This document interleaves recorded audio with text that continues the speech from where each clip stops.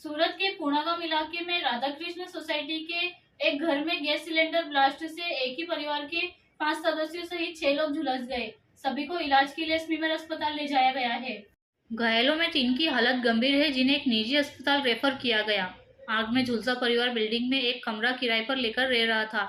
जांच में पता चला कि रात में कमरे में गैस सिलेंडर लीक होने के बाद सुबह किसी चिंगारी से सिलेंडर में आग लग गई और वो ब्लास्ट हो गया। ब्लास्ट से घर की दीवारें और खिड़कियां टूट गई थी। कमरे में आग लगने से सभी 6 लोग झुलस गए और जान बचाने घर से बाहर भागे।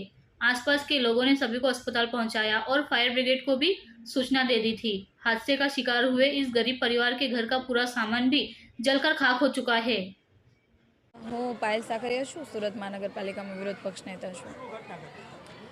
મારો જ વિસ્તાર વોર્ડ નંબર 16ની અંદર પૂણા ગામમાં રાધાકૃષ્ણ સોસાયટીમાં રાતનું એવું કહે છે કે રાતનું સિલિન્ડર લીકેજ હશે, જેના કારણે આખા રૂમની અંદર ગેસ ફેલાઈ ગયો હશે અને સવારમાં આ લોકોએ કોઈ પણ ઘરના કોઈ સભ્ય ઉઠ્યા હશે ને એમણે જેવી ઇલેક્ટ્રિક આપણે લાઇટ ચાલુ કરવા માટેની સ્વિચ પાડી એટલે તરત જ આખો બ્લાસ્ટ થયો છે। એટલે સિલિન્ડર જે બ્લાસ્ટ થાય એ નહીં, ગેસના કારણે આખા રૂમમાં બ્લાસ્ટ થયો છે। ના દરવાજાઓ તૂટી ગયા છે, પાછળની દિવાલ આખી પડી ગઈ છે અને કોઈ સવારમાં વોશરૂમમાં ગયું હશે તો એ બી ત્યાંથી ઉપરથી છેક નીચે આવી ગયું છે। એટલે આવી અમને અહીંયા આવ્યા એટલે રૂબરૂ ત્યાંના લોકોએ અમને માહિતી આપી અને સવારમાં અમે સ્મીમેરમાં ગયા હતા કે કેટલા લોકોને દાઝ્યા છે, કેટલા લોકો ઘાયલ થયા છે, કઈ પરિસ્થિતિ છે જાણવા માટે અને સારવાર બરોબર મળી રહી છે કે નહીં એ બાબતે જાણવા।